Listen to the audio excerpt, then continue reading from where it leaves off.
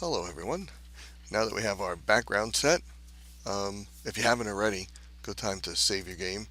I just did it, so make sure you guys do file save since you have the background in there. You should already have given it a name, and you should have already decided what folder to put it in the proper place with a good name like your name and then shooter game. Um, so now we're ready to do our custom cursor. If you play this game right now, all you get is the background with the size of the screen, and you can see your mouse moving around, but that's not the mouse we want when we're going to shoot on things popping out from the back of the screen. So we're going to make a custom cursor. And the way I would do that is, well, there's kind of two ways. You can make your own in Photoshop, or you can find one online and then edit it in Photoshop and use that. Okay, so to begin with, and for this video, let's focus on making our own custom cursor in Photoshop. So we're going to open Photoshop, which I already had open, go to File, New, and we're going to name it, how about Cursor? And I did this just before, so it's already set for me. Make the width 25 pixels.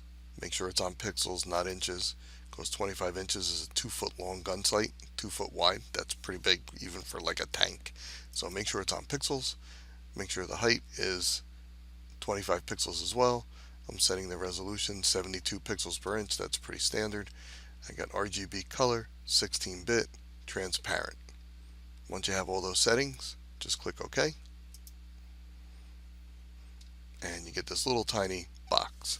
You can zoom in by holding down the control key and pressing plus. And we're going to want the center of the circle right in the center of this square. If it was off by a little bit, nobody would probably ever notice. When you're clicking on the monsters that you're going to have coming out from the back of the screen, if you clicked right in the center and it was off by 2 or 3 pixels, who would know? But let's try and make it right. So here's a good way to get right in the center. We're going to go to View and say New Guide. A guide is just a blue line that goes across the screen that you can line up on. It's not really there, it's just a guide. So the position is going to be half, because I want it in the center, half of 25, which is 12.5. Make sure you put px on the end so it knows it's pixels. And then you can see it's right in the middle. And then I'm going to do the same thing here, new guide, but instead of vertical I want horizontal. And remember, it starts off with inches here, so when you type in 12.5, make sure you put px, and now we have a horizontal one. I'm going to draw a circle. Over here you should have a button. It might be set automatically on rectangle by default, but anytime you see a little arrow at the bottom right of a toolbar button, it means it's really a tool slot, meaning if you click and hold it down, you get many more options. So I'm going to choose the ellipse tool. There actually is no circle tool in Photoshop because an ellipse can be made into a circle by holding down a special key. So I'm going to start right in the middle here with my guide. Notice if you get it right on the middle, your plus sign shows up in red, so I know I'm right on top of those guides. So I'm going to click and hold down and drag. Now right now that does not look like a circle. It looks like an egg or a football. But if I hold down the shift key, it constrains it to a circle. So no matter where I drag this mouse, I can't get anything but a circle. But notice it's not in the center. And we do want the center of the circle at the intersection of those two guides. So while keeping the shift key pressed, I'm going to hold down the alt key as well. And now you can see it's centered. So the center of the circle is at the intersection of those two guides.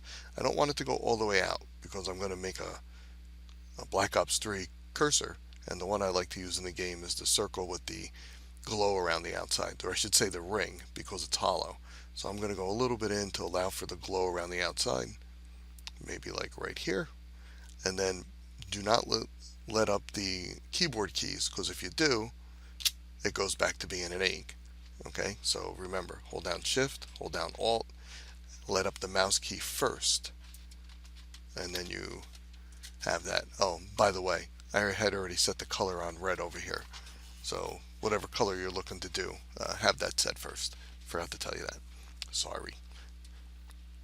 So now that I have this circle, I want to modify the way it looks. And if I want, I can turn off these guides now and maybe even zoom in once or twice more. And you can see it's very pixelated because we're zoomed in really far on a very small image. So I'm going to go up to View and Show, and when it says Guides, I'll just uncheck that, and that gets rid of the 2 blue lines. I know that drives a lot of people crazy looking at those blue lines. So to make this a funky thing, I'm going to click this FX button down here, and I'm going to go to Blending Options.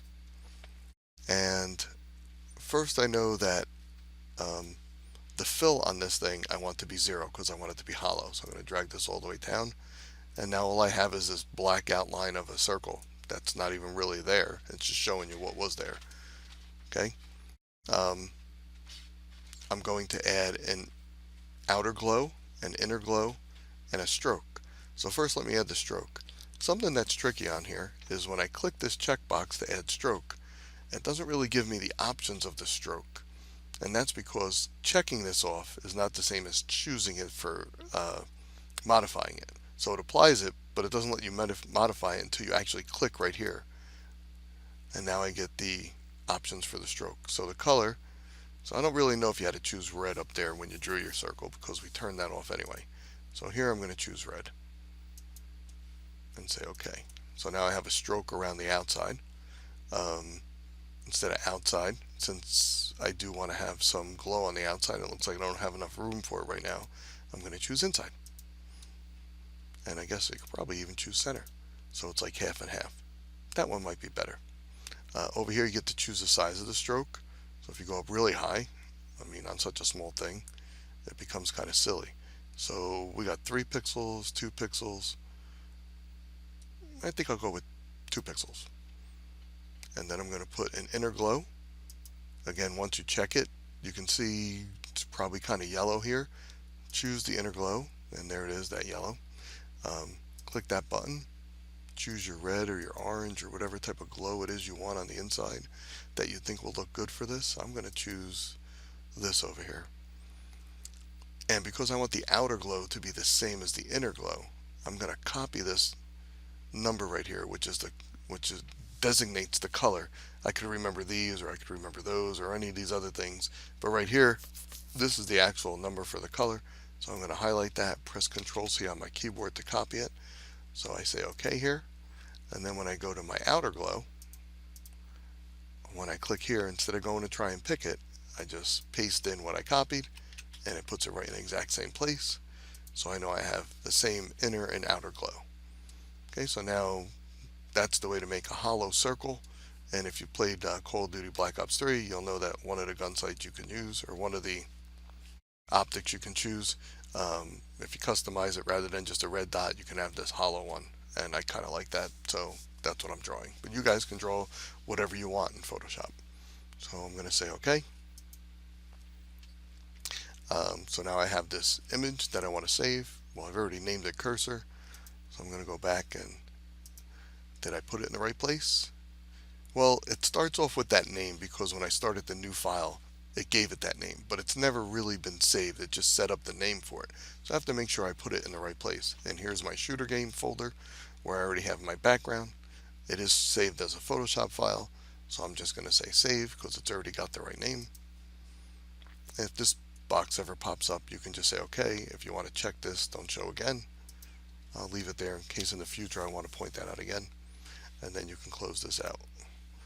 And then you go into your Flash game and you go to File, Import to Library, because we actually don't want it on the stage. We're going to pull it out of the library.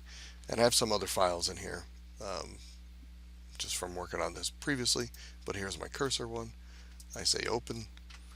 Here's my shape. I say OK. And here it is in my library. And this time when it brought it in, it did not make a symbol. Again, I don't know why. But anyway, and here's some assets, shape. I don't even know why it does that. Oh, I guess this is the symbol. And then here's the shape. So I don't really need this symbol. I just want the shape. So I'm going to get rid of that symbol by deleting it using the garbage pail. Okay, so the shape, I'm actually not going to drag it on the screen because we're going to use some code to put it on the screen in a later video. But that's how you make a custom cursor. So we're going to use that instead of our arrow. So that's it for this video, just how to make the custom cursor in Photoshop by doing some techniques that I showed you. The next video will show you how to get a cursor from the internet and edit it in Photoshop so you can use it in your game.